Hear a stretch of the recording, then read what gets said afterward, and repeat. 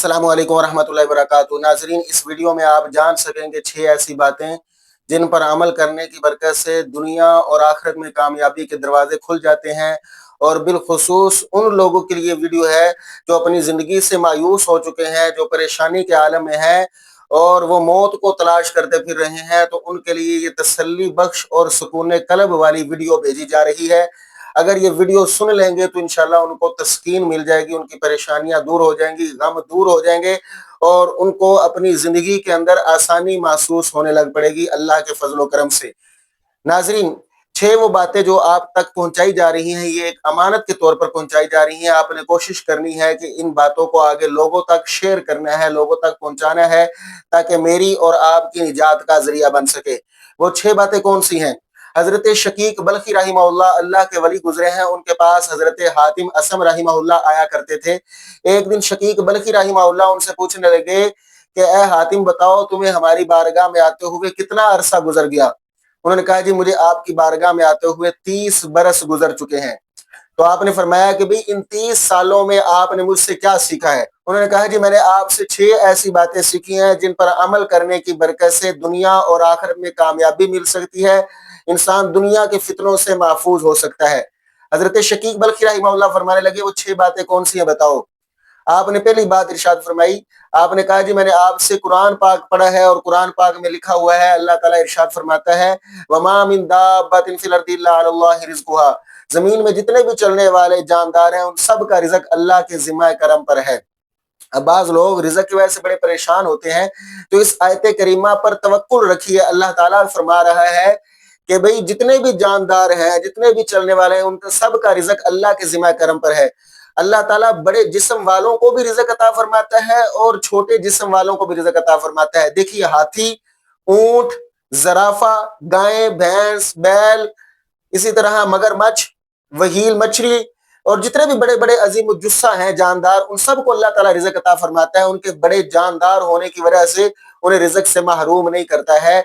और इसी तरह जो छोटे से छोटी मखलूक है, छोटे से छोटे जानदार हैं, मच्छर हो गया, मक्खी होगी, कीड़ी होगी, अल्लाह ताला उन्हें छोटा समझ कर रिज़्क से महरूम नहीं करता, बल्कि उनको रिज़्क अता फरमाता है।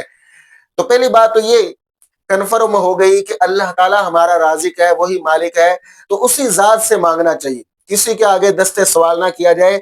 ये दस्ते सवाल सिर्फ खालिक व मालिक की बारगाह में होना चाहिए और उसी से मांगना चाहिए। जब आप अपने रब से मांगेंगे तो अल्लाह ताला मांगने से बंदे को अता फरमाता है और बंदे से मोहब्बत भी फरमाता है।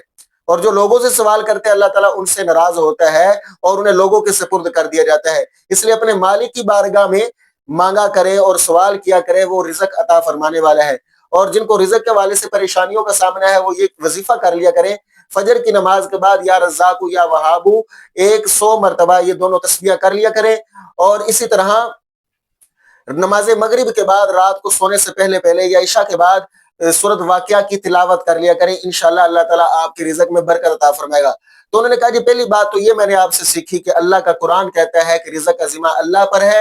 तो फिर मैं रिज़्क के हवाले से बेफिक्र हो गया, बेगम हो गया और मैंने अच्छे आमाल करना शुरू कर दिए और रिज़्क हासिल करने के लिए, हलाल रोज़ी तलाश करने के लिए मैं मेहनत और मुशक्कत भी करता रहा। कहा, जी दूसरी बात कौन सी है? कहा, जी दूसरी बात यह है कि अल्लाह ताला कुरान पाक में फरमाता है, आपने बताया है, इन्नमल मुमिनून इख्वा, तमाम मोमिन भाई भाई हैं, तमाम मुसलमान भाई भाई हैं। तो जब मैंने ये आयत करीमा सुनी आपके मुंह से, तो मैंने हर मोमिन के बारे में अच्छा सोचना शुरू कर दिया और अपने दिल से हसद कीना निकाल कर बाहर फेंक दिया। क्योंकि दुश्मनी की वजह जो बनता है वो हसद होता है, तो मैंने हसद को बाहर निकाल कर फेंक दिया और हर मुसलमान भाई पर मैं शफीक और मेहरबान हो गया। अगर मशरिक में किसी भाई को कोई नेमत मिलती है तो मैं उस नेमत के मिलने पर खुश होता हूँ कि मेरे भाई को अल्लाह ताला ने अता फरमाया है। और अगर मगरिब के अंदर किसी मुसलमान को तकलीफ और गम और रंज पहुंचता है तो मैं उससे गम ज़दा हो जाता हूँ कि मेरे भाई को तकलीफ पहुंची है। तो इस दूसरी बात से ये हमें सबक मिल रहा है कि अपने सीने से हसद निकाल कर बाहर फेंक दे। हासिद जो है वो ये चाहता है कि दूसरे से नेमत छिन जानी चाहिए और मुझे मिल जानी चाहिए। तो हासिद अल्लाह से नाराजगी का इजहार कर रहा होता है। तो आप हासिद ना बनिए, बल्कि शाकिर बनिए, शुक्रगुजार बन जाइए और दूसरों की नेमतों को देखकर शुक्र अदा किया करें और खुश हुआ करें, या अल्लाह मेरे भाई को भी अता किया, मुझे भी अता फरमा।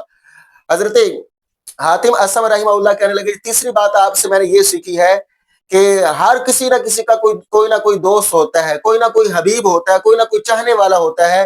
تو میں نے دنیا کے دوستوں کی طرف دیکھا, دنیا کے حبیبوں کی طرف دیکھا, تو میں نے دیکھا کہ ان کی دوستی قبر تک کام آتی ہے, اور وہ اکیلے تنہا انسان کو, دوست اپنے کو قبر کی تاریکی میں چھوڑ کر آ جاتے ہیں, تو ان کی دوستی کا تعلق ختم ہو چکا ہوتا ہے. تو پھر میں نے سوچا کہ کوئی نہ ایسا دوست بنایا جائے جس کی دوستی قبر میں بھی کام آئے اور حشر میں بھی کام آئے. تو کہا میں نے اچھے اعمال کے ساتھ دوستی قائم کر لی, میں نے اللہ کی اطاعت سے دوستی قائم کر لی کہ یہ قبر میں بھی کام آئے گی اور حشر میں بھی میرا ساتھ دینے والی ہوگی. اور چوتھی بات میں نے آپ سے یہ سیکھی کہ ہر کسی کوئی نہ کوئی دشمن ہوتا ہے, ہر کسی کا کوئی نہ کوئی دشمن ہوتا ہے. تو میں نے دیکھا کہ میرا سب سے بڑا دشمن کافر اور شیطان ہے, اور کافر سے بڑھ کر شیطان کی دشمنی شدید ہے, کیونکہ کافر سے میں لڑوں گا تو ہو سکتا ہے وہ مجھے قتل کر دے, تو قتل ہونے کی صورت میں شہید لکھا جاؤں گا. اگر میں نے کافر کو قتل کر دیا تو مجھے اللہ تعالیٰ اجر عطا فرمائے گا, غازی کا لقب ملے گا. مگر شیطان کی دشمنی کافر کی دشمنی سے شدید ہے کہ شیطان تو نظر بھی نہیں آتا ہے, اس کا مقابلہ کرنا بھی مشکل ہوتا ہے, اور وہ ہمیں بن نظر آئے ہمیں گمراہی کے راستے پر ڈالنے کی کوشش کرتا ہے, ہمیں برے کاموں میں ڈالنے کی کوشش کرتا ہے. تو کافر کی دشمنی سے بڑھ کر میں سمجھتا ہوں کہ شیطان کی دشمنی زیادہ شدید ہے, اس لیے میں نے شیطان کے ساتھ دشمنی کرنا شروع کر دی اور اچھے اعمال کے ساتھ میں نے دوستی قائم کر لی. اور پانچویں بات میں نے آپ سے یہ سیکھی ہے کہ ہر کوئی نہ کوئی شخص اپنا گھر بنانے کی کوشش کر رہا ہے, ہر ایک کو گھر کی ضرورت ہوتی ہے, تو وہ گھر کی تزئین و آرائش کی کوشش کرتا ہے. تو میں نے دیکھا کہ یہ دنیا کے گھر عارضی طور پہ ہیں, ایک نہ ایک دن چھوڑ کر جانا ہے, سب کچھ یہیں پر رہ جانا ہے. تو میں نے پھر ایسے گھر کی آسائش کی کوشش کی جو میرے لیے آگے مستقبل میں بہتر ہو.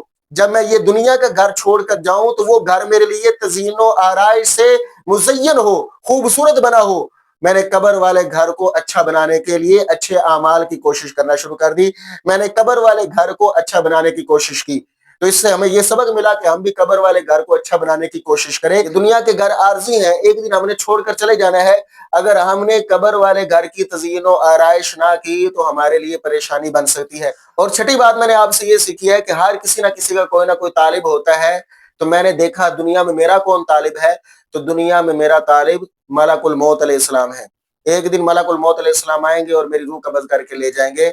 تو میں نے ان کے آنے سے پہلے تیاری کرنا شروع کر دی کہ جب میرا طالب آئے مجھے لینے کے لیے تو میں اس وقت پوری تیاری میں ہوں. جس طرح شب زفاف کی رات ایک دلہن اپنے دلہے کے ساتھ جانے کے لیے تیار ہوتی ہے, تو اسی طرح میں نے بھی اپنے طالب کے ساتھ جانے کے لیے میں نے اچھے اعمال کی تیاری کرنا شروع کر دی.